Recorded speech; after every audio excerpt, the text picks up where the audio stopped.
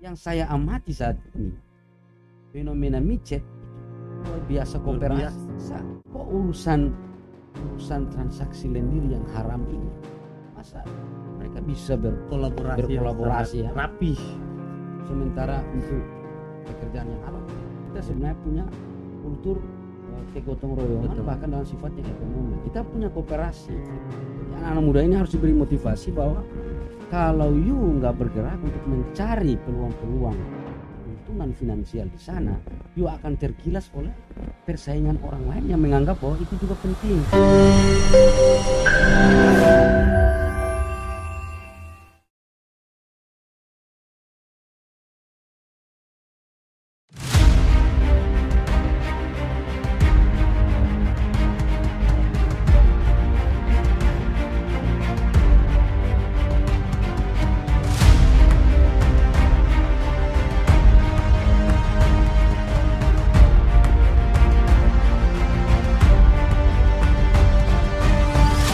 Saudara semua, kembali lagi di Lanite Talk Show. Kali ini Katong akan bercerita tentang realitas pemuda dan pengangguran di Provinsi Maluku. Untuk itu Katong suka datangan tamu yang cukup istimewa. Ada Bung Arman Kalean. Selamat datang Bung Arman Kalean di studio Komunitas Lanite. Selamat malam Bung Paswan. Apa kabar? Baik, senang sekali bergabung dengan komunitas. Ya, makasih. Oke, sebelum Katong bercerita jauh tentang realitas pemuda dan pengangguran di Maluku, Bung Arman, beta mau sedikit tanya atau pengen dengar cerita dari Bung Arman. Kan beta dengar baru-baru ini Bung Arman terpilih sebagai ketua DPD KNPI Provinsi Maluku. Itu kan salah satu jabatan publik sosial ya, kepemudaan dalam dalam tradisi kepemudaan yang cukup prestisius. Tapi kan sebelum sampai di posisi itu tentu saja itu bukan hal yang gampang, itu melalui proses yang panjang. Jadi Bung Arman mungkin bisa cerita latar belakang hidup Bung Arman, lahir di mana, kecil di mana, tumbuh besarnya di mana sampai bisa ada di posisi semacam itu.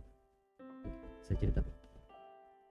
Ya, saya ini titik temu dari berbagai suku ya, tidak semua suku-suku yang ada di Nusantara ya. Bapak saya orang Kei, mama saya orang Liang, mama dari papa saya peranakan Pakistan baru generasi kedua. Wow.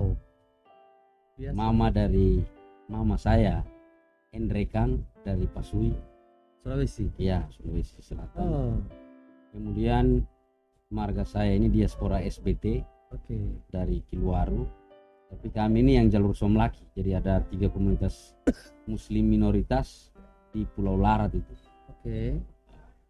Itu saya dari daerah namanya Kilon. Itu di SPT? Di Somlaki. Oh, Somlaki. Dari marga ini, family name ini diasporanya dari Seram bagian timur. Ada K, ada di K, ada juga di Somlaki. Nah, kami ini yang sudah di jalur Somlaki. Tapi kembali lagi ke K. Setelah kakek saya, istri pertamanya meninggal. Orang sana juga, ada Blasteran Maluku Utara juga. Kemudian kakek saya menikah lagi dengan keluarga Pakistan. Nah, saya sendiri lahir di Ternate.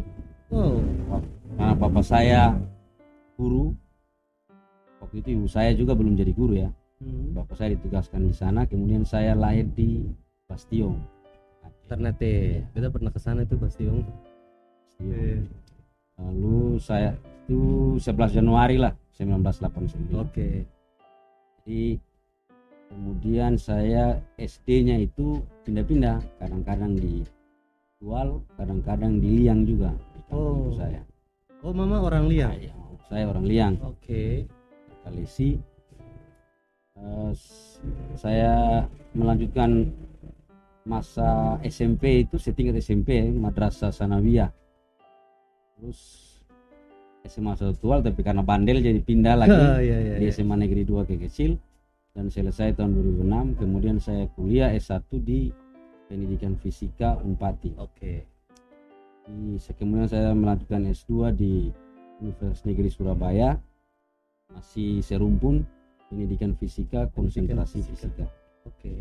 Masa mahasiswa dulu saya masuk Gemini tahun 2006, kemudian pernah aktif dengan gerakan-gerakan kiri juga, Oke. elemen D, lalu kembali lagi ke Gemini Oke. sampai saat ini. Pasca mahasiswa saya aktif juga di GP Ansor. Oke. Nah, dari GP Ansor inilah mengantarkan saya sampai ke ketua KNP. Oh, oke. Tapi ada part yang menarik ya. Tadi sebelumnya sempat banyak aktif di gerakan kiri, Ya, tapi tiba-tiba kok bisa aktif di organisasi Islam yang tadinya kiri kok bisa kanan gitu. Itu tapi nanti kita akan bahas di pembahasan selanjutnya. Bung, oke, tadi Bung sudah cerita perjalanan hidup ya, dari kecil diaspora Melaki, diaspora dari SPT, terus ke Melaki, ke marganya walaupun aslinya dari Seram Timur tapi familiar di K Salea. Nah, artinya Bung Mando, oh ya, tadi juga lahir di Maluku Utara, hidup di lingkungan yang berbeda. Artinya kan itu sangat banyak mempengaruhi cara berpikir atau sikap karakter Bung Mando ya, sampai bisa seperti saat ini. Nah, terus tadi Bung Mando cerita bahwa aktif di GP Ansor lalu kemudian membawa Bung Mando jadi ketua KNP. Apa yang membuat Bung Mando tertarik untuk jadi ketua KNP? Kan beta dengar juga Bung Mando ini seorang dosen. Ya, apa urgensi? Maksudnya apa? Memang penting su jadi dosen su ini, terus masih mau jadi ketua KNP. Apa yang Bung Mando ingin lakukan? kalau kita bicara penting dan tidaknya sih, manusia ini kan akan mempertanggungjawabkan apa yang ada di lingkungan sekitar. Jadi pada prinsipnya saya secara pribadi mempercayai doktrin semacam itu. Oke. Doktrin bahwa kita akan mempertanggungjawabkan segala hal yang kita punyai dan lingkungan sekitarnya. Jadi kalau Tuhan memberikan kita akal untuk berpikir lebih, lalu kita tidak maksimalkan potensi itu, maka boleh jadi kita akan dimintai pertanggungjawaban.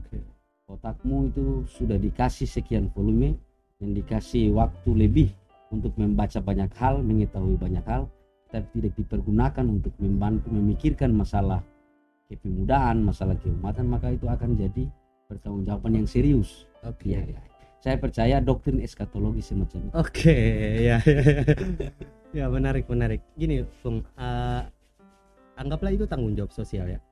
Tanggung jawab sosial, orang ingin melakukan satu usaha perubahan, tentu saja ada yang dia saksikan.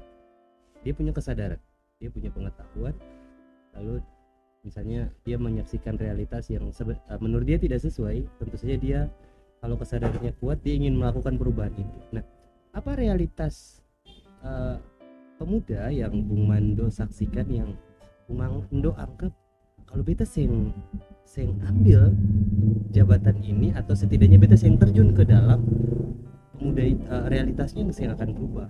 Nah, apa yang paling esensial gitu yang Bung Mando saksikan, realitas Maluku pemuda saat ini?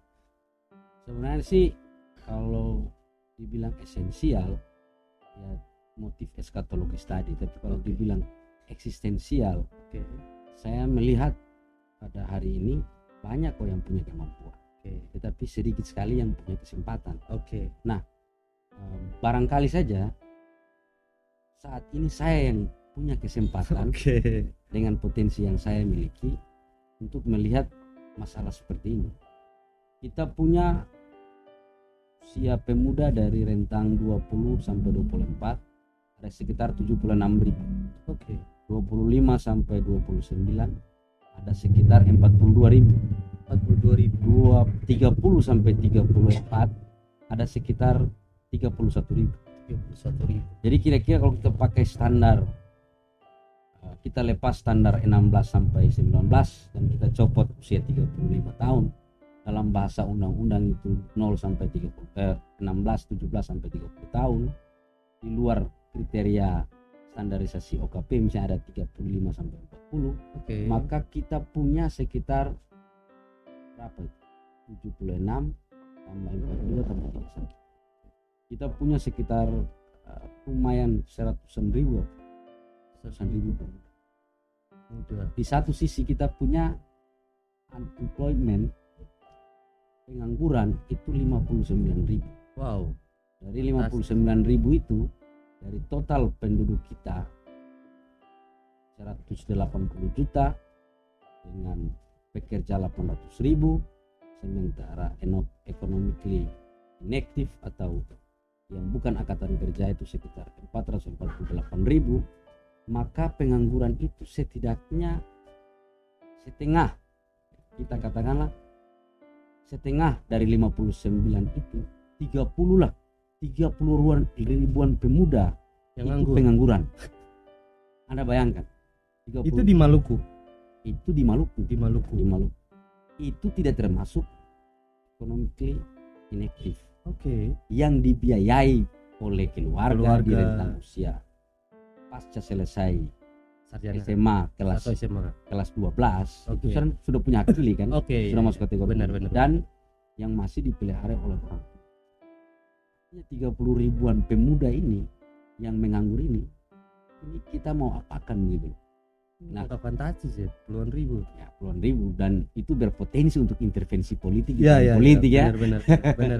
Nah, tanggung jawab sosial seperti ini saya juga tidak beranggapan bahwa saya ini yang paling punya jiwa altruis yang cukup tinggi, tidak.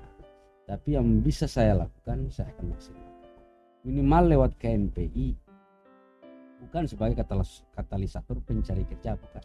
Oke. Karena kita Kayaknya berbicara enak banget tuh kalau Bung Manu yang cariin kerja mereka. enggak juga keep me aja nggak bisa bro.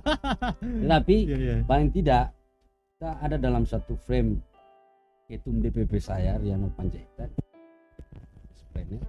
Kita melihat trainer ini ada dua, entrepreneurship Oke. dan socio entrepreneur. Oke. Barangkali KNPI ini adalah socio entrepreneur. Sosio. Kita membuka jaringan dengan berbagai pihak untuk menyalurkan potensi-potensi ekonomi kreatif dari anak muda kita. Misalnya saya punya mimpi setiap desa itu ada kafe yang dikelola oleh anak muda dan dia kerjasama dengan badan usaha milik desa. Tidak seperti itu. Oke Bung, sebelum itu beta anggap itu poin yang menarik, tapi sebelum ketemu beta bahas, beta tanya panjang lebar tentang poin yang barusan Bung sebut tentang visi atau misi ke depan. Tadi cukup beta agak tercengang angka-angka data statistik yang Bung sampaikan, ada puluhan ribu pemuda tentu saja dari 15 17 sampai 30 tahun. Ya, itu dari ini yang saya bilang dari 20 sampai 30 tahun, angka yang sangat produktif. Di satu sisi di tahun 2040 kalau kita merujuk kepada visi Indonesia 2040 45 kalau tidak salah itu yang sudah dicanangkan oleh pemerintah, itu kan diprediksi Indonesia akan mengalami bonus demografi. Artinya bisa jadi kemungkinan angka fantastis itu juga bisa bertambah kalau tidak ada kebijakan-kebijakan strategis. Tapi sebelum sampai ke situ, apa ini beta mau tanya dari kacamata Bung Ando, kira-kira apa yang membuat pemuda itu angka pemuda yang nganggur itu fantastis seperti itu? Apakah tidak ada lapangan pekerjaan, ataukah sudah ada tapi pemuda malas pengen kerja, atau maksudnya realitasnya bagaimana sih? Kenapa? Karena begini, beta lihat beberapa kasus beta searching di Google lowongan pekerjaan di Maluku, Kota Ambon ya, banyak. Misalnya di Alfamidi atau jadi sales atau jadi apa, itu kan pekerjaan, tapi banyak pemuda yang mau. Sementara kalau katong di Jawa kan itu justru orang banyak mau kerja. Maksudnya Bung di Jawa? Bukan, maksudnya ini perbandingan gitu loh. Lalu apa yang membuat di sini tuh kayak pilih-pilih kerja begitu? Ya, ini mungkin pertanyaan yang merupakan ciri dari Lanite ya. Ini soal budaya kerja. Sebenarnya tidak juga, karena teman-teman saya itu banyak juga yang lamar di Alfamidi, Alfamart, tapi tidak lulus. Oh. kawan-kawan dekat juga, proses selektifnya banyak, peminatnya juga cukup banyak. Kalau dibilang budaya kerja kaitannya dengan lapangan kerja yang tersedia, memang jadi peminatan. Tetapi kalau dibilang budaya kerja yang kaitan dengan survival, kemudian kreatif, motivasi berusaha, nah itu memang yang perlu kita gagas. Jadi poinnya di situ. Poinnya adalah bagaimana membangun kemandirian ekonomi usaha mikro. Nah, itu yang jadi tanggung jawab kita bersama. Tapi kalau mengharapkan lapangan kerja yang diminta memang sangat sulit karena jadi, proses seleksi tadi. Ya, jadi kita mencoba untuk memotivasi anak muda ini untuk menyiapkan momentum, bukan menunggu momentum. Seperti itu. Kira-kira cakapan ekonomi kreatif dari kalangan muda itu dimulai seperti itu, supaya angka 59.000 yang ada di dalamnya usia muda tadi itu bisa direduksi. Barangkali itu. Ya termasuk ini. Ini kan bagian daripada Bung Fazwan, anak muda yang kreatif yang pulang dari Jakarta untuk datang memberikan pencerahan. Oke. Nah, Bung, kita lanjut nih. Ya semoga cepatlah Google AdSense. Iya. Lanjut. Gini Bung, kira-kira tadi Bung cukup sedikit memberikan perspektif lain bahwa sebenarnya kenyataannya katong kalau lihat dari budaya kerja juga banyak kok yang mau kerja juga, tapi kerja itu kan nggak mesti harus berseragam atau lapangan pekerjaan yang tersedia yang formal ya, ada entrepreneur dan sebagainya. Ini saya tambah dulu, kreatif. Saya tambah satu lagi. Memang kalau di sini seperti itu, di sini sejak lama sih, tapi sudah bergeser saya kira ya di era disrupsi macam ini. Kalau dulu itu kan kalau dibilang kerja berarti yang harus berseragam. Yang di BUMN, PNS itu baru kerja, TNI, Polri. Sementara kalau di luar ya security juga itu sebenarnya kerja. Itu kerja. Cleaning service juga itu kerja. Nah, kalau di sini belakangan baru sudah kayak gitu. Oh, ketika dia bilang kerja berarti bahasanya lebih filosofis malah. Apa itu? Jadi manusia kebelum. Kira-kira seperti itu ya. Jadi kalau belum duduki jabatan ASN, TNI, Polri, BUMN semuanya, itu katanya belum jadi manusia. Padahal esensi jadi manusia itu bukan dapat kerja yang berseragam, bukan. Tetapi mampu melanjutkan hidup dengan penghasilan yang tidak masuk dalam kategori miskin. 30 ribuan per hari lah. $2 kategori miskin. Itu banyak ini juga, kita juga bisa kritik konstruktif juga. Kalau yang punya nik itu sudah dapat bantuan istilahnya motor ya, motivasi untuk ke angkatan kerja itu yang 600 ribuan Nah, kalau kita lihat-lihat ada 900 ribu lah kalau rata-rata dari 30 hari, satu hari 30 ribu. Nah itu sudah banyak tidak dari jumlah pemuda kita yang saya kisaran 30 ribuan tadi itu sudah punya nik terima bantuan itu apa tidak? Dulu kan BLT, sekarang kan bantuan untuk angkatan pencari kerja. Benar. Itu mereka udah dapat semua belum? Apakah yang dapat itu masuk kategori yang economically inactive itu bercampur dengan 30 ribuan atau enggak? Itu yang jadi masalah dulu. Supaya angka 30 ribuan pengangguran pemuda itu benar-benar yang disuplai, diberikan bantuan oleh negara yang 900 ribuan atau 16 ribuan. Jangan yang masuk dalam angka 448 ribu. Ini juga jadi kritikan dari pemerintah. Jangan hanya diberi cek nik Anda, apakah Anda sudah, padahal dia bukan pengangguran, dia bukan tidak kategori pengangguran. Dia justru dia bukan angkatan kerja, dia bukan kategori pengangguran. Sehingga saya juga duga karena itu tidak menyasar kategori pengangguran, banyak juga angkatan muda pengangguran yang tidak dapat bantuan tadi. Bisa saja. Karena tidak punya klaster, bukan angkatan kerja dan pengangguran. Gini Bung, selain kita kesampingkan anggaplah itu perspektif negara ya, lihat berusaha untuk menyediakan atau mengatasi masalah-masalah kita mau sedikit agak kerucut di realitas Maluku, pemuda khususnya.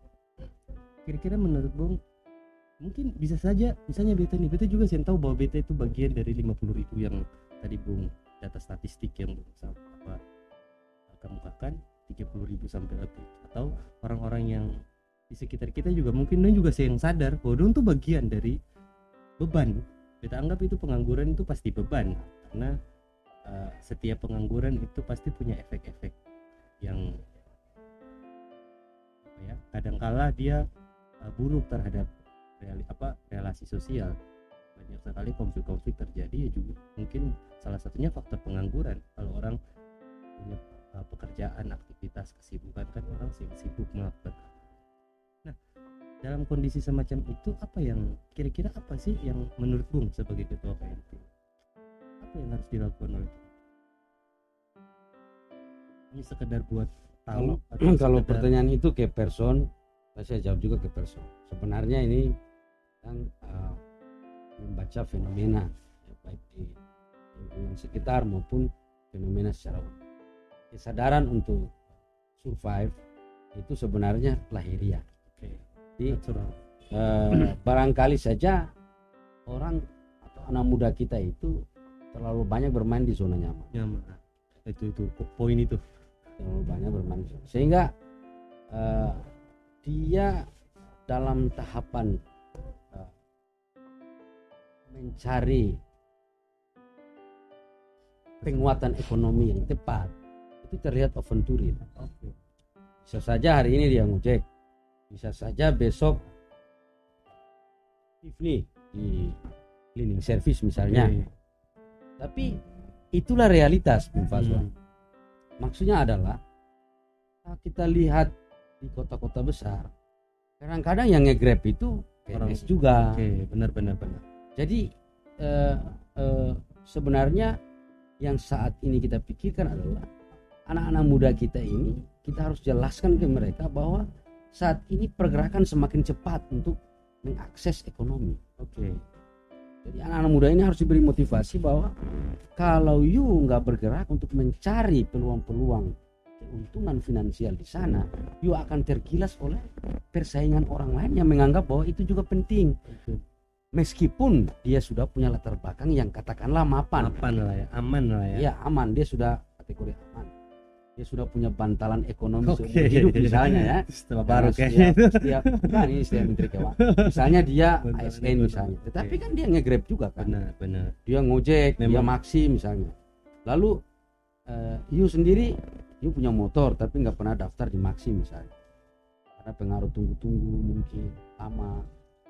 Atau aplikasi harus dinyalakan terus, sementara Anda lebih memilih untuk tidak update zaman misalnya, lebih baik nantilah kalau nggak usah pakai itulah, nanti kalau udah tipis ekonominya ya baru menipis ekonominya baru ke pangkalan depan. Saya pikir saat ini harus berubah, apalagi yang driver itu anak muda semua ya, tidak bisa memilih untuk menunggu persediaan di dalam dapur tipis dulu baru keluar. Tidak seperti itu, karena di kota-kota besar pergerakannya semakin cepat. Ya kata Leo Tolstoy, uang adalah bentuk far dari pergerakan. Benar. Tapi dalam kacamata rasional ya, tidak sebagai konotasi yang negatif semua. Saya melihat itu anak muda kita harus diinjeksi terus-menerus tentang kesadaran akan pergerakan cepat berkaitan dengan finansial. Orang aja udah main apa namanya saham ya, kripto dan sebagainya. Kita sudah punya bank data berapa jumlah Gojek, berapa jumlah. Bisa saja kalau kita tidak bergerak cepat, dia bisa membaca peluang, itu susah juga. Misalnya ada kawan saya, dia punya podcast, tapi sesekali juga dia menerima jasa pengiriman kargo. Ada kawan saya juga. Ya. Bagus lah kalau gitu. Nah itu kan luar biasa kan. Jadi anak muda harus dibiasakan untuk berpikir cepat. Berpikir cepat bagaimana mencari potensi keuangan, potensi penghasilan. Saya kira di situ dengan memanfaatkan socio entrepreneur tadi. Benar. Baru kita bicara entrepreneurship. Tapi kalau kita duduk untuk berpangku tangan dan mengharapkan entrepreneurship yang ideal, saya kira tidak mungkin. Susah ya. Susah ya, susah. Apalagi iya, satu lagi kita mau tanya soal ini tuh agak banyak sebagian beta anggap mereka sangat pengen instan, apa mau instan. Bagaimana mau melihat itu berdampak kasih maksudnya untuk yang nganggur mengakibatkan banyak angka pengangguran itu semakin meningkat karena di satu sisi generasinya sangat instan dalam potensi bantalan ekonomi tadi. Barangkali terlalu makan mie instan. Iya. Memang dunia saat ini semua serba cepat. Iya. Makanan cepat saji, minuman kemasan, mie cepat saji, semua cepat saji. Bahkan transaksi lendir pun cepat ya. Dan chat aplikasi itu kan udah beredar semua tuh, nggak pernah dirazia itu. Saya mantau juga. Nah, yang jadi soal adalah kebiasaan instan itu bukan untuk menikmati saja, tapi untuk mendapatkan. Jadi kebiasaan instan tadi itu pengeluaran semua. Maksudnya bagaimana itu? Maksudnya adalah kita instan itu hanya untuk pengeluaran. Oh. Harus sebatas itu. Okay. Bukan berarti instan pemasukan. Karena kita ini kan kalau kata senior saya itu kan kaya itu kan ada 3. Oke. Kaya karena keturunan. Kaya karena nasib. Oh, maksudnya gimana itu kaya karena dan nasib? Kaya ya karena nasib. Bisa kita jalan terus dapat tiba-tiba dapat duit uang banyak gitu kan, emas 2 kilogram misalnya. Dan kaya karena berusaha. Jadi barangkali pengaruh konsumsi kita ya, masyarakat saya yang konsumerismenya mungkin sangat tinggi sehingga mempengaruhi produksi ekonomi dia sendiri. Jadi harusnya instan itu untuk pengeluaran, dia bikin instan lagi untuk pemasukan.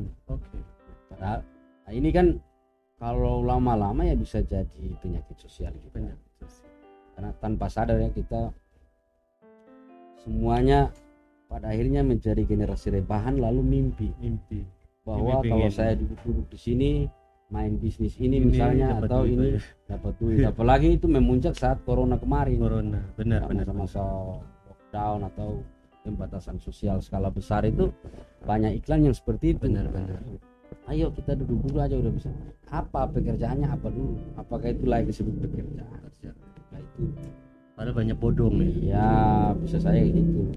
Paling yang laris ya cewek-cewek misalnya di beberapa platform media sosial itu kan, ingin nelpon koin dulu, bayar koin gitu kan. Kalau laki-laki masa mau dibeli? Saya mungkin lah, kecuali dalam tanda petik ya mungkin gigolo. Tapi kan tidak semua seperti itu. Nah, saya kira di situ titik tekannya di situ bahwa instan itu boleh tapi dalam keadaan mendesak untuk pengeluaran. Kita kerja beban lembur tengah malam lapar ya KFC aja. Atau cepat saja apa gitu lah. Tapi kalau untuk bekerja ya memang harus capek, harus letih. Nah, itu juga barangkali berkaitan dengan kebiasaan kita secara turun-temurun. Ini soal kultur ini ya? Ya, soal culture ya. Barangkali karena dulu itu kan lagunya tongkat kayu dan batu. Maksudnya lempar kayu tumbuh. Ya. Jadi itu benar bahwa kita lempar batang singkong misalnya tanpa sadar musim hujan dia sudah tumbuh gitu ya.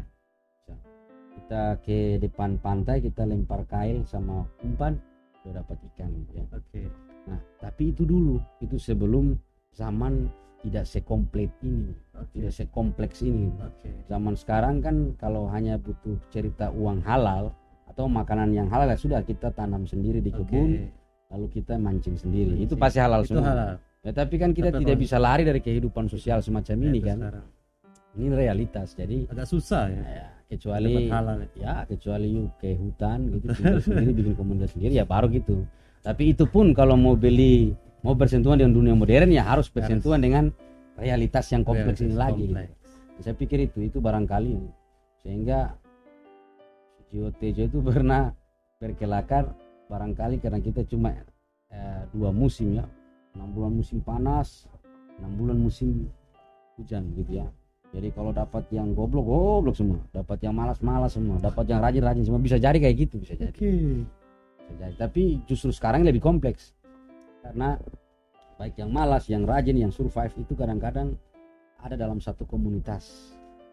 Sehingga ini juga mudah-mudahan pengaruhnya itu pengaruh yang rajin mempengaruhi yang malas bergerak cepat tadi, sehingga bisa akselerasinya bisa dapat ya. Tapi kalau dia terlena lagi oleh yang malas bergerak atau yang slow motion tadi ya, ini bisa bahaya juga. Bisa saja generasi cycle pergaulan kita itu semua instan, lama-lama itu jadi instan semua.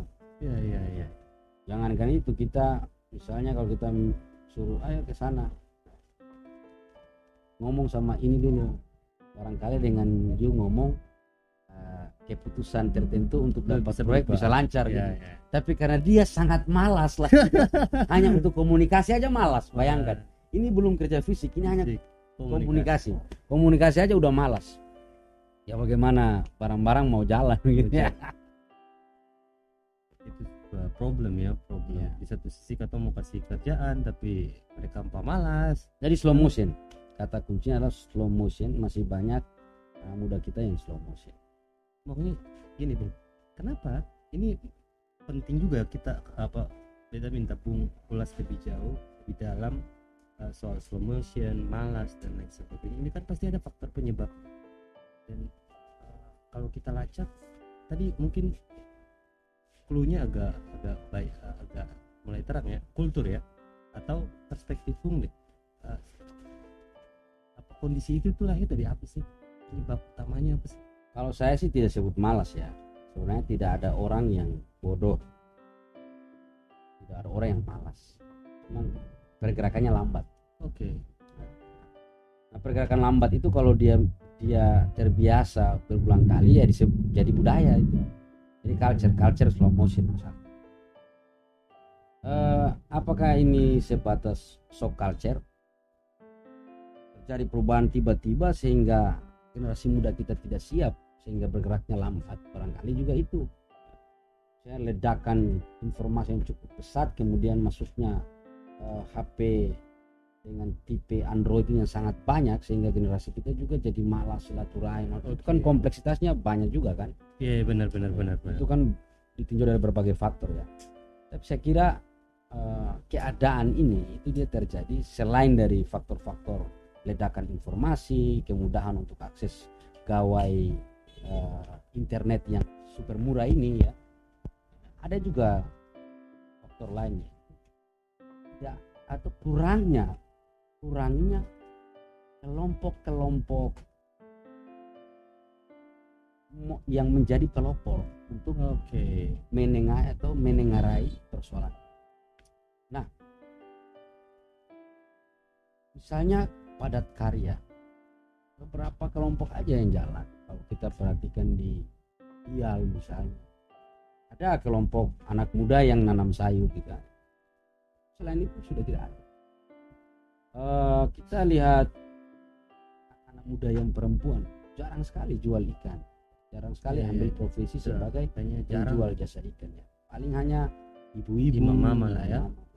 Saya merundukan melihat nona-nona jibu-jibu. Saya merundukan melihat seperti itu ya. Timbang saya melihat, saya ingin ada dalam tampilan, saya ingin merindukan itu sebenarnya. Nah, hal ini belum terjadi karena banyak teman-teman yang punya motivasi serupa, misalnya saya sama Bung, itu kurang di lapangan, kurang melakukan. Belum ada teman-teman yang memang benar-benar serius memelopori akses. Kalaupun ada, paling itu berkaitan dengan kerja-kerja dan LSM gitu ya.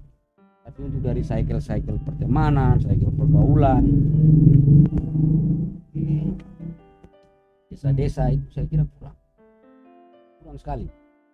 Bahkan mungkin tidak ada ya. Kita tidak lagi melihat kelompok tani anak muda atau kelompok nelayan Kita punya koperasi gitu. Tapi koperasi yang saat ini kan sifatnya rentenir. Kenapa? Karena kita tidak punya lagi elan vital oleh anak muda yang berkumpul bergotong royong bersama-sama untuk membisniskan sesuatu. Itu tidak punya. Yang saya amati saat ini fenomena micet itu luar biasa koperasi.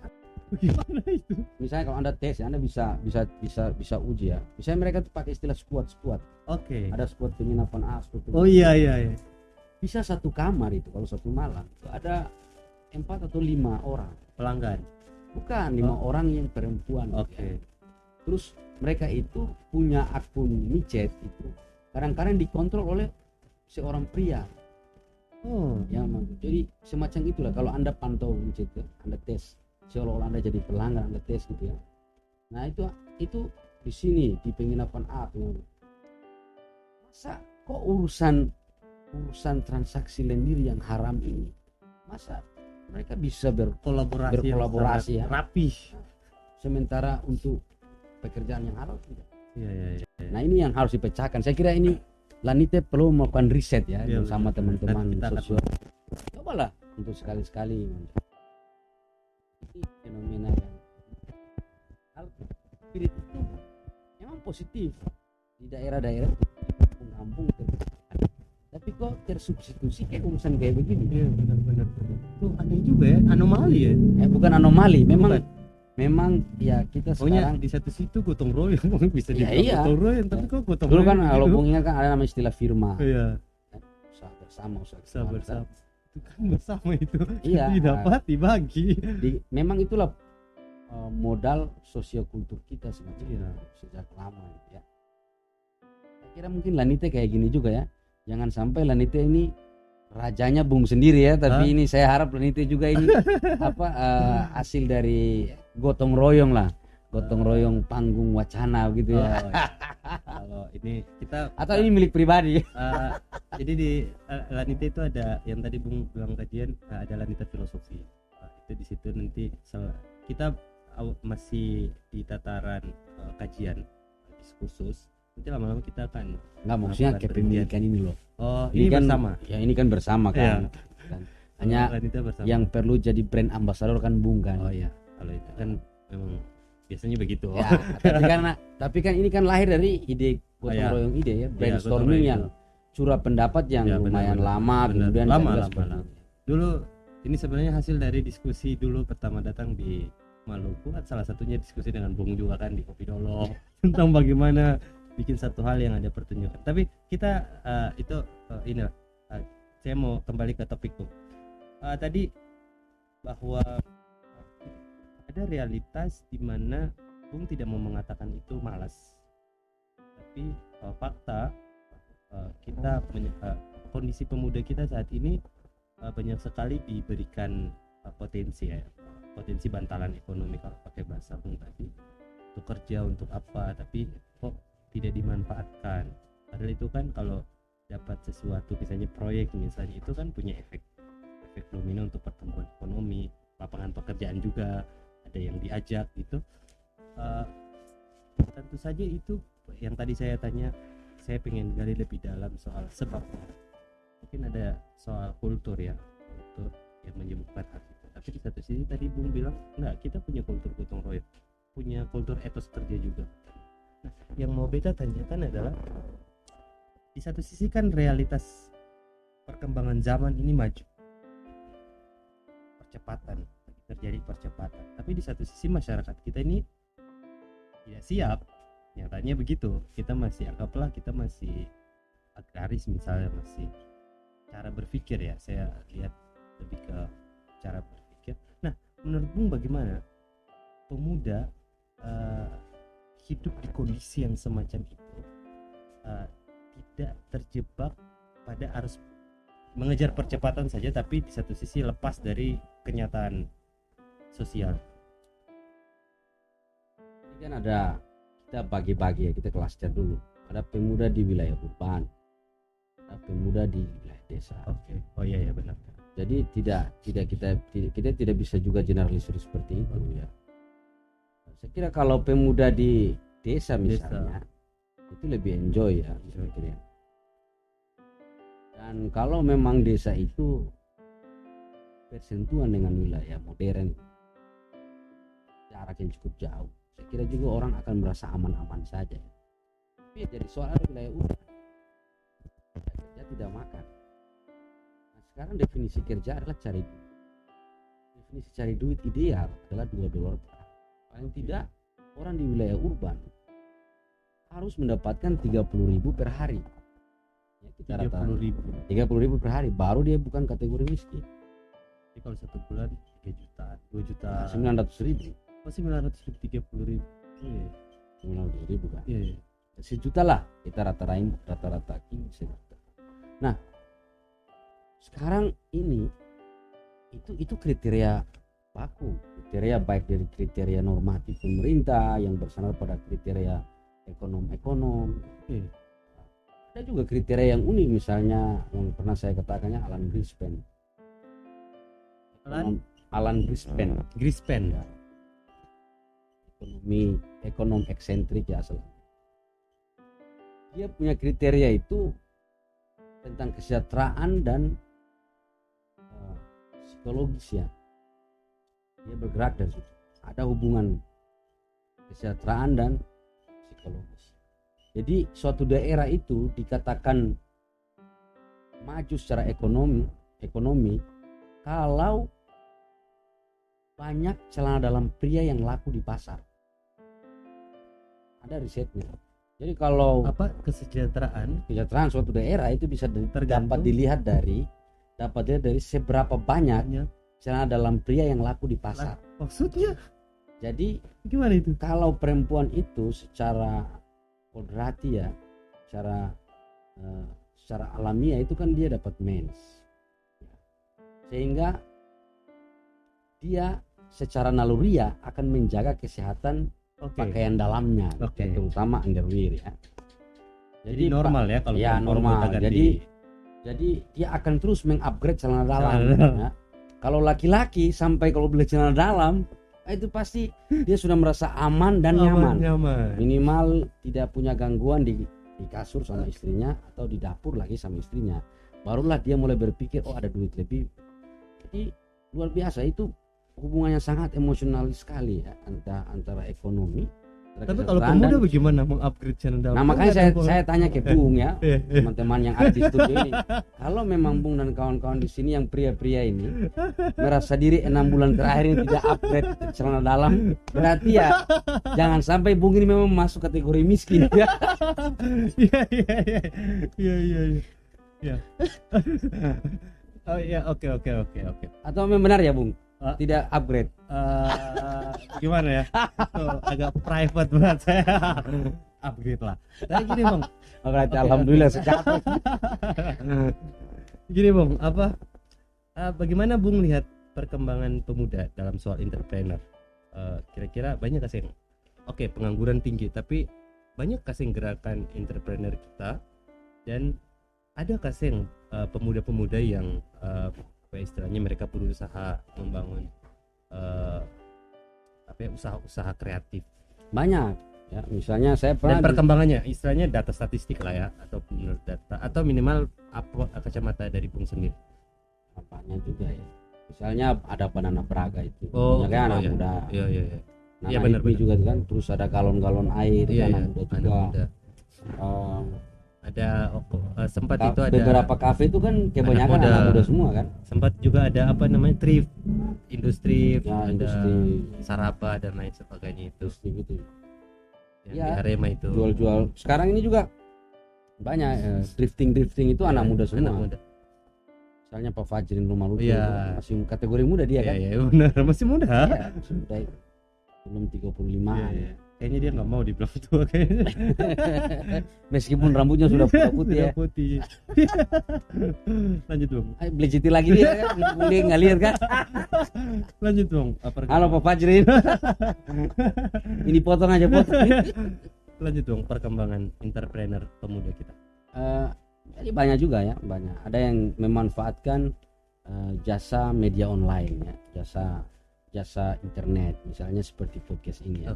Ya barangkali saja visi ke depannya juga ada income ya. Meskipun itu bukan tujuan utama, tapi hanya profit interest saja dalam hal membiayai perawatan Proses. dan kos-kos yang sifatnya rasional. Benar. Termasuk upgrade. Ya, termasuk upgrade kursi-kursi ini Kursi sudah ini. pada rusak ya. Ya. Tapi saya kira ini juga bagian dari settingan ya.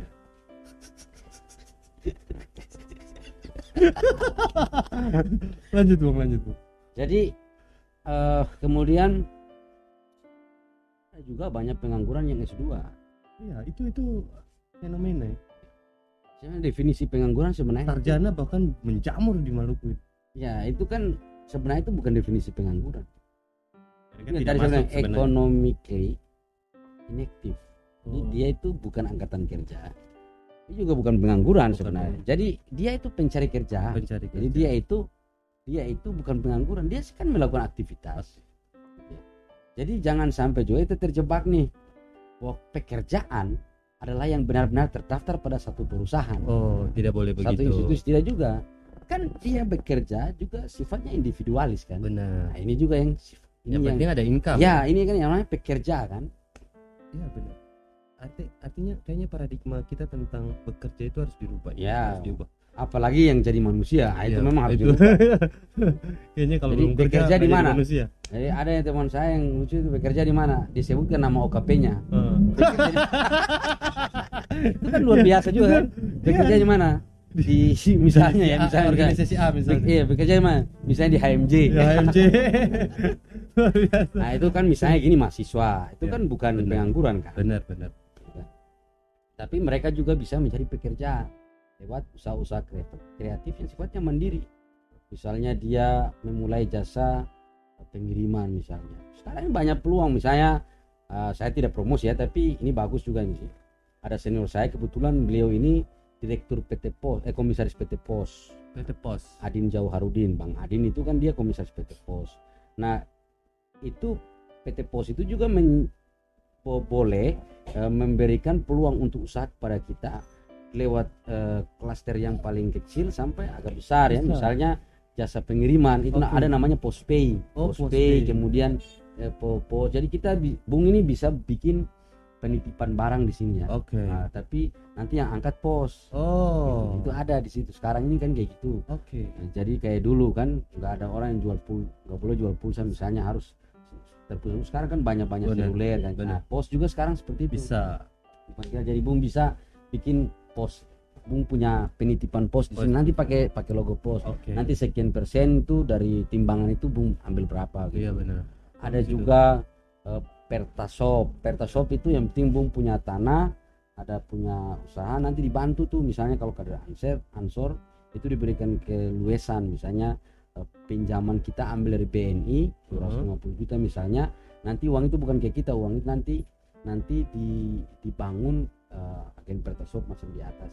Itu Oke. ada sertifikat tanahnya, terus jaraknya itu saya kalau tidak salah ingat itu 4 kilo atau 5 kilo. Oke. Baru lagi ada Baru boleh ada lagi boleh ada Pertasop. Nanti di atasnya naik lagi klaster sampai ke ada yang minimarket, dan itu dikelola bahkan oleh per orang loh. Oke. Jadi sekarang ini itu BUMN yang punya pos apa segala macam, BUMN yang sediakan buat kita itu. Sekarang modalnya adalah berani. Nah, anak muda kita sekarang kita motivasikan dulu untuk berani berusaha, kemudian bergeraknya cepat. Oke. Itu dua kata kunci, berani dan cepat. Berani dan cepat, itu aja kata keywordnya itu. Apalagi di luar BUMN saya kira banyak. Misalnya Benar. coba Bung Falswan bayangkan kalau kita itu sudah punya data misalnya berapa restoran yang mengkonsumsi bunga pepaya. Kalau kita sudah punya misalnya ada 30 restoran yang konsumsi bunga pepaya, dan setiap hari mereka harus punya bahan campuran itu ada bunga pepayanya.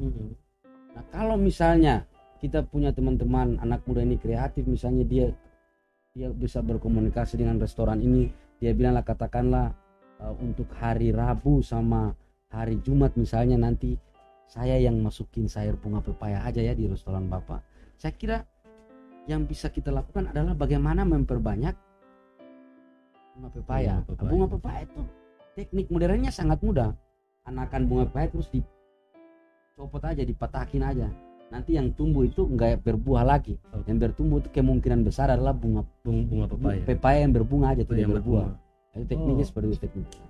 Jadi kalau anak kita berani bicara di chef misalnya atau di pemilik restoran, ibu bapak hari ini setiap hari kan makan bunga pepaya kan, ada minum bunga pepaya. Bagaimana kalau saya yang supply? Lalu kita supply jangan banyak-banyak, 5 kilo misalnya atau 2 kilo satu hari atau 3 kilo satu hari bunga pepaya itu. Kita ambil jaga 2 hari. Kan sudah hidup kan? Oke. Ada juga ikan teri itu yang tertentu. Ada di kota-kota misalnya Manado, di Ternate itu mereka suka sekali makan sambal itu, dabu-dabu yang pakai teri. Nah, itu kebanyakan disuplai ke sana kan. Ada juga kepiting bakau dan ada beberapa jenis udang ya dilarang lah. Tapi itu kan, nah ini juga jadi problem. Itu harus jumlahnya itu harus konsisten. Jangan sampai pertama kita keluarin 5 ton misalnya atau 1 ton, terus yang ekspor kedua atau kita pengiriman kedua dia diturun. Kan Iya. Jadi kita bisa membaca peluang usaha itu tergantung komunikasi. Oke. Dan itu sebenarnya sudah banyak, kalau dari segi pemerintah sendiri kan banyak membuka peluang itu ya. Gini, Atau menurut kalau saya melihat sih begini, kalau untuk yang skala kayak tadi ya, penyedia sayur atau penyedia sumber daya laut itu ya, itu misalnya pemerintah juga harus kasih jaminan pasar. Kebanyakan yang sukses itu kan mereka sendiri yang punya pasar. Ya. Jadi ini peran pemerintah juga masih Peran pemerintah ada, tetapi yang perlu kita lakukan adalah pengawalan. Nah, kalau kita baca eskalasi nasional saat ini, kan kita ini kan tahun-tahun mendatang kan terancam mengalami inflasi. Nah, 2-3 tahun yang lalu itu kan kata kuncinya adalah mendatangkan investor. Berarti semua sektor pendidikan, hukum, kesehatan, lain sebagainya itu harus berada dalam satu irama mendatangkan investasi gitu. Oke. Bahkan wilayah hukum misalnya, kalau ada perusahaan kayu masuk satu daerah, jangan kita larang langsung. Kalau seandainya dia tidak punya izin, kita dampingi, tanya izinnya bermasalah atau tidak, kita dampingi, kita urus izinnya, jangan kita larang. Karena memang itu dalam rangka untuk investasi. Ada aktivitas pekerjaan yang bisa menyerap tenaga kerja di sana. Nanti baru kita tekan ke dia, kalau izinmu ekspor 3 kubik, jangan kau ekspor 5 kubik. Oke. Kenapa? Karena kita mendahulukan pencegahan, bukan penindakan. Nah, di semua sektor itu semacam itu. Ekonomi juga begitu, apalagi dalam rangka ekonomi. Jadi yang penting dilakukan oleh pemerintah pengawasan. Misalnya case yang paling sulit ya, kita ingin agar pekerja seks komersial itu tidak lagi melakukan aktivitas yang sama, maka mereka diberikan kursus jahit, diberikan kursus misalnya usaha-usaha mikro, misalnya katakan seperti itu. Tapi mereka itu tidak dikawal, misalnya dikasih mesin jahit, dikasih semua, tapi tidak ada misalnya kita cari pelanggan awal ke mereka. Kita tidak bisa bicara ke instansi tertentu, minimal tahun baru ini pakaian dinas kalian dijahit di sini ya. Oke. Kalau tidak ada seperti itu tidak mungkin. Nah, atau misalnya kalau di Ambon misalnya kita tutup Tanjung Batu Merah misalnya, Tapi habis itu selesai. lalu itu kita berikan kursus mereka untuk misalnya buat es coklat, pop ice gitu-gitu kan, campuran petaro misalnya. Nah, tapi kita kasih bantuan ke mereka misalnya 1 box itu kan dengan alat-alat jualan semua, tapi kita tidak jaminkan mereka bahwa tempat ideal misalnya di depan Indomaret atau Alfamart, Alfamidi misalnya, kita tidak jaminkan itu ke mereka. Lalu mereka mau expert, punya kemampuan komunikasi untuk mencari tempat. Ya benar. Jadi kita kalau mengawal sesuatu ya harus sampai selesai. Soal konsistensi dan tidak konsistensi itu saat mereka ada di posisi yang tepat, itulah baru pendampingan yang baik. Jadi tidak serta-merta kita berikan motivasi, berikan alat-alat produksi ya, bahasa market ya, kita berikan motivasi, kita berikan alat produksi, tapi kita tidak bikin jaminan pasar, ini juga susah. Jadi kita dapat beberapa kesimpulan nih. Kalau soal ekonomi untuk anak muda Maluku, pertama berani, kedua cepat, yang ketiga dari sisi pemerintah jaminan pasar, jaminan akses pasar itu harus ada. Tidak bisa kita kasih semangat tanpa itu. Kalau yang usahanya agak serius, tapi kalau usaha yang sifatnya mandiri, saya pikir semua punya potensi itu. Tapi lebih bagusnya lagi itu kita buat kelompok usaha kaum muda. Saya kira di situ. Nah, ini yang belum kelihatan. Ya. Nah, dari semua hal yang persoalan kan tadi itu, sekarang posisinya kan Bung Arman ketua KNP. Apa kira-kira yang ingin Bung Arman lakukan, minimal segmentasinya pemuda ya, dengan melihat kondisi semacam itu kan Bung Arman juga tidak bisa mengcover semuanya, minimal pemuda yang bisa Bung Arman bantu dengan posisi sebagai ketua DPD KNPI, kan tentu punya akses nih untuk bisa minimal mempengaruhi kebijakan lah, untuk bagaimana pemerintah itu bisa selain memberikan ruang, mereka juga harus dikawal untuk konsisten. Ketika di satu sisi mereka sudah membantu semacam bikin pelatihan, tapi kadang-kala kan mereka lepas tangan, habis itu ya sudah. Apa yang ingin Bung Mando lakukan dengan sebagai ketua KNPI supaya pemuda itu bisa berdaya secara ekonomi? Tentu saja KNP ini bukan instansi pemerintah. Benar. Tapi kita hadir sebagai pertama, kalau memang program itu sudah jalan, kita awal yang serius sehingga tepat sasaran. Apalagi program yang berkaitan dengan pemberdayaan anak muda. Kemudian yang kedua, kalau memang belum ada agenda atau program-program serupa, maka kita berusaha untuk ciptakan pilot project. Sehingga bisa dijadikan kisi-kisi bagi pemerintah untuk melanjutkannya dengan lebih serius dan lebih tepat sasaran. Saya kira dua hal itu. Sehingga KNPI tidak sebatas kritik saja, tapi dia juga harus sebagai pengawal, sebagai pemberi, penyuplai ide-ide yang konstruktif untuk kepentingan kaum pemuda. Ya. Nah, semua orang, semua lembaga itu punya peluang untuk melihat kaum muda, apapun itu. Mulai dari instansi perkantoran, eksekutif terutama, apalagi legislatif, nah, itu pasti punya ya. Nah, untuk menyasar kaum muda, saya kira KNP mengambil standing posisi. Ya. Jadi kita tidak bisa untuk mengkritisi secara kacamata kuda ke pemerintah. Pada malam hari ini saya menyatakan bahwa saya sangat loyal kepada pemerintah. Saya bermitra kepada pemerintah untuk sebesar-besarnya kepentingan pemuda yang ada di Maluku. Ya. Menarik Bung. Tapi gini Bung, kita orang bertindak itu kan pasti karena dia punya konsep atau minimal dia punya paradigma, melihat diri. Nah, kita pengen tahu aja sih, Bung Mando melihat pemuda itu seperti apa sih? Maksudnya apa sih menurut Bung Mando itu pemuda? Karena kan ini pertanyaan filosofis atau gimana ini? Anggaplah ini filosofis, karena kan dari saya kira belum ada lantai filosofis ya. Karena dari hal itulah Bung Mando itu berusaha membangun pemuda itu secara bersama-sama. Karena beta habis pertanyaan ini beta mau tanya, kira-kira visi yang ingin Bung Mando capai dengan KNPI itu apa? Minimal beta yang termasuk pemuda juga tentu menaruh harapan yang besar kepada Bung Mando.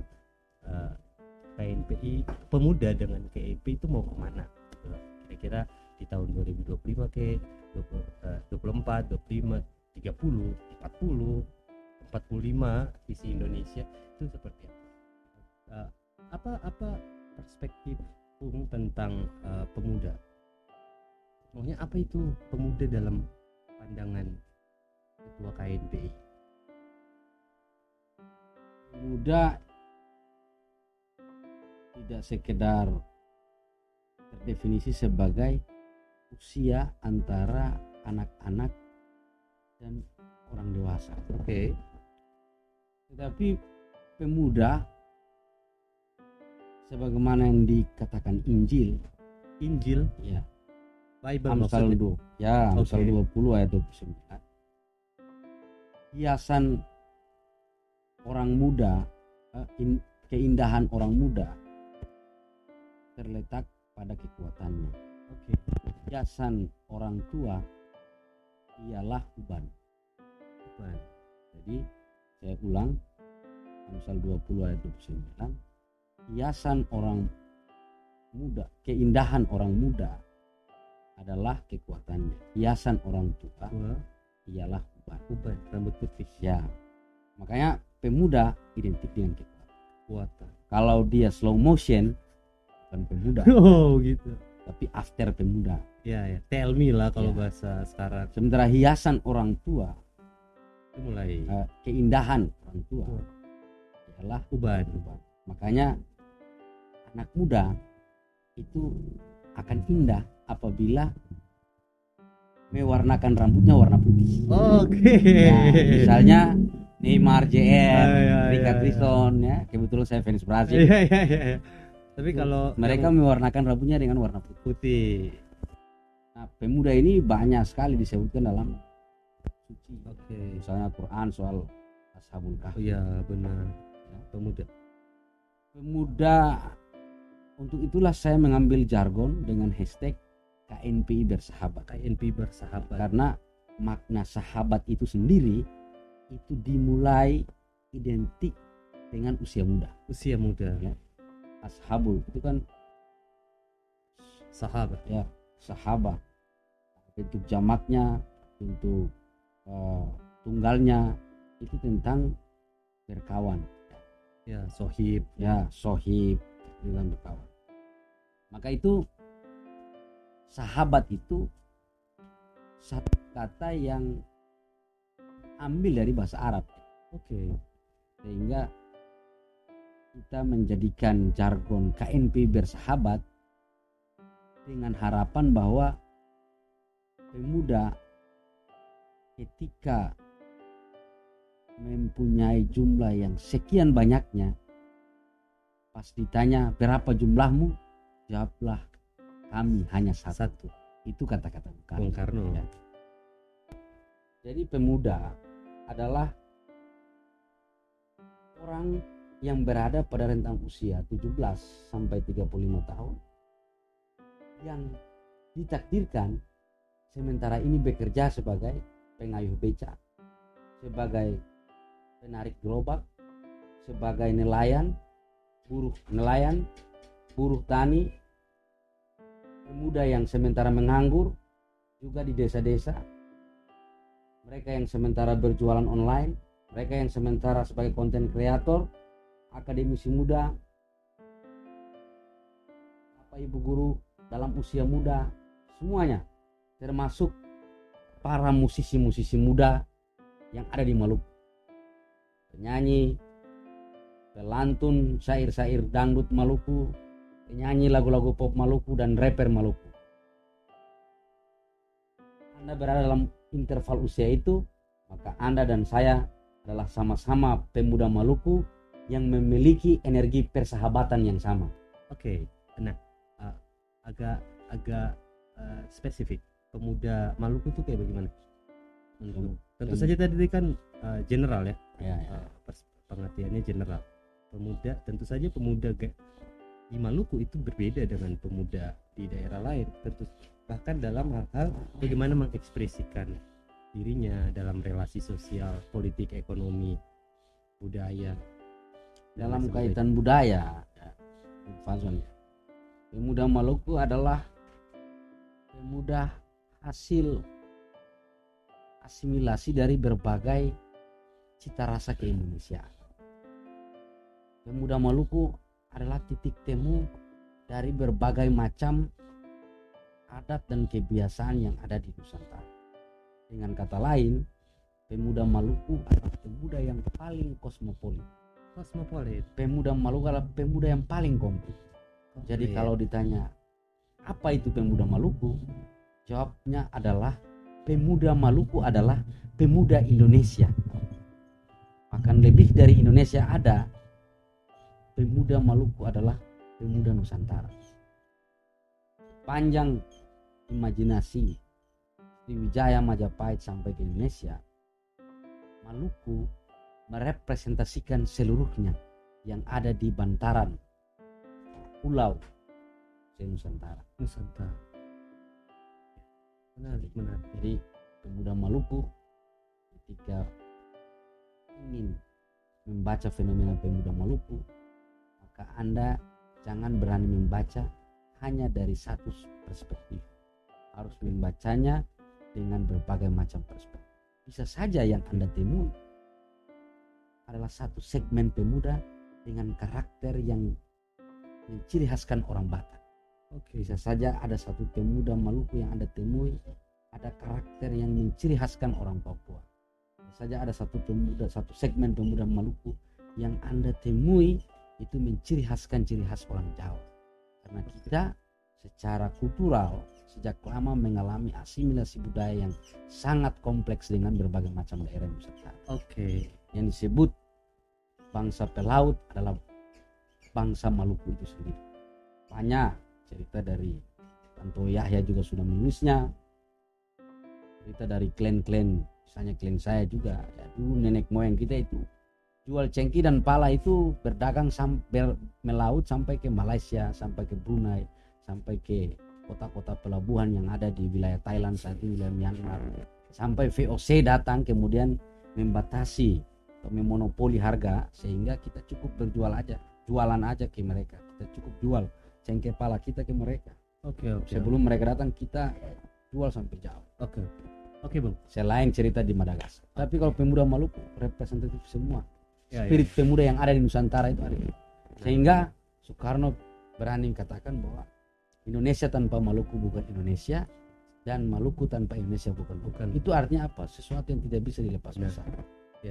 Meskipun kita sayangkan adalah kita sebagai provinsi tertua, provinsi yang melahirkan Republik Indonesia, tetapi pemudanya kelihatan belum berkembang seperti beberapa ibu kota tua lainnya, beberapa provinsi. Itu PR ya. PR gitu. Nah, dari perspektif itu tentu saja itu akan menjadi landasan filosofis untuk bagaimana Bung melakukan kerja-kerja kepemudaan di KNP.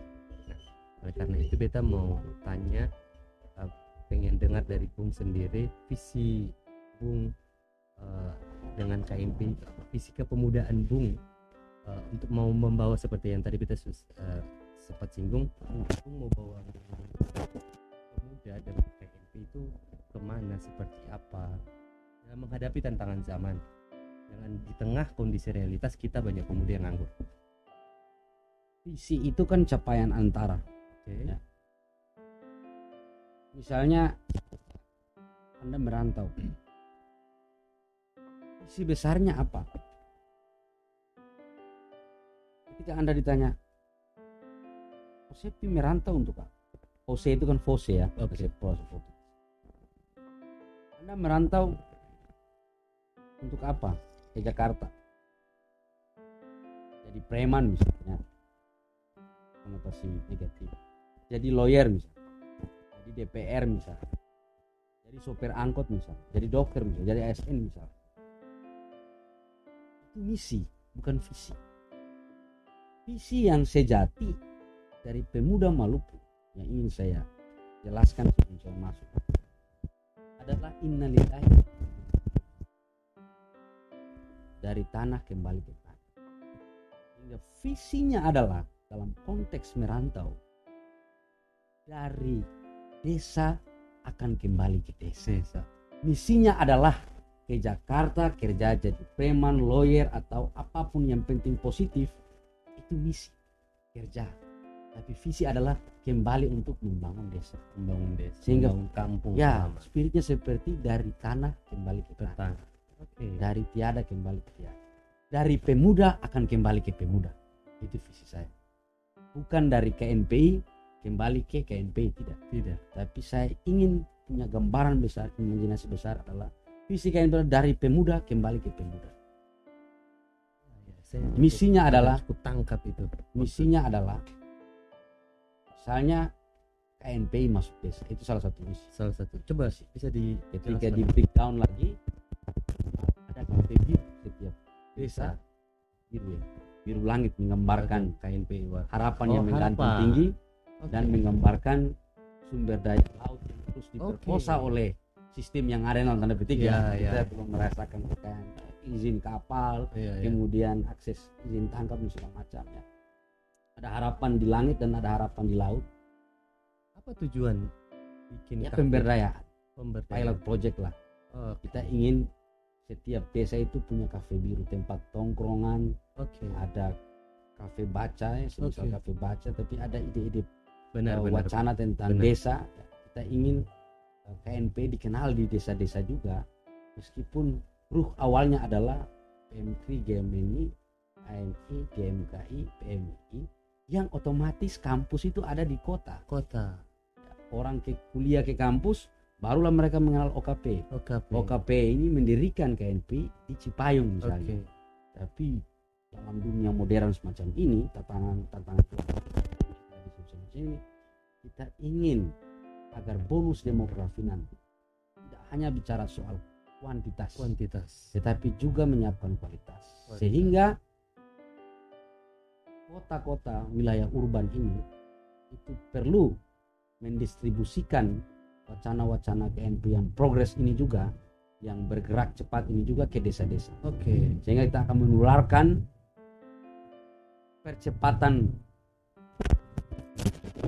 gerakan percepatan itu dari ke desa-desa kembali ke pemuda-pemuda itu. Ya. Jadi dari pemuda kembali ke titik poinnya adalah pemuda kota, pemuda desa. Tapi visi besarnya adalah dari pemuda ke kota. Apa makna yang paling, ya maksudnya apa ya, dari pemuda kembali pemuda, maksudnya bagaimana itu? Emang beda dari KNP kembali ke KNP, kan pemuda juga. Itu organisatoris. Oke. Organisatoris itu eksistensi.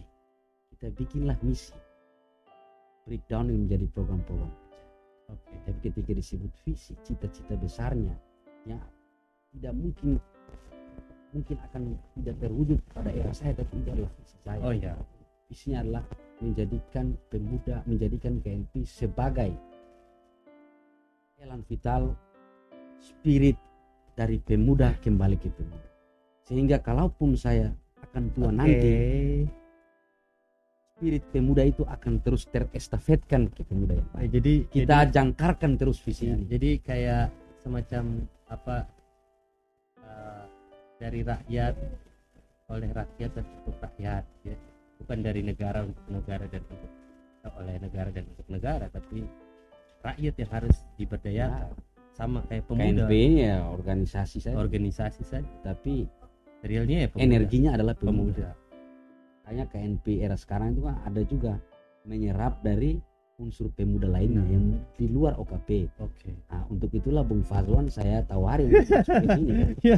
Sebagai ketua bidang kebudayaan, Ya. masuk ini sebagai salah satu energi dari pemuda, Ya. unsur pemuda lain. Merasa terhormat itu kalau begitu. Ya. Oke Bung, kita pikir katong sudah di akhir mencari cerita, sampai ketemu di episode berikutnya atau di kesempatan lain. Saudara sekalian, katong sudah di akhir acara baca cerita di Elanity Talk Show. Semoga apa yang katong bahas dari tadi bermanfaat dan bisa menjadi semacam energi, semangat untuk kita memperbaiki, membangun katong pun kehidupan depan supaya bisa lebih baik lagi. Nah, terima kasih, sampai ketemu di episode berikutnya.